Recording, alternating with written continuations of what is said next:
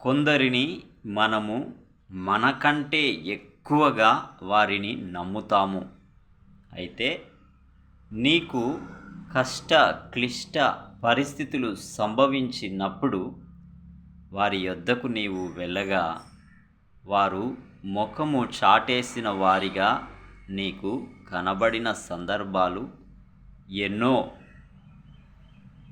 కనబడుతాయి కూడా. ఎందుకంటే ఏ మనుషుడు నమ్మదగినవాడు కాదు. నమ్మదగినవాడు, నీతిమంతుడు నిన్ను సృష్టించిన నీ దేవుడొక్కడే. ఆయన యొద్దకు నీవు వెళ్ళగలిగితే ఆయన యొద్దనే నీకు నీ సమస్యకు పరిష్కారం.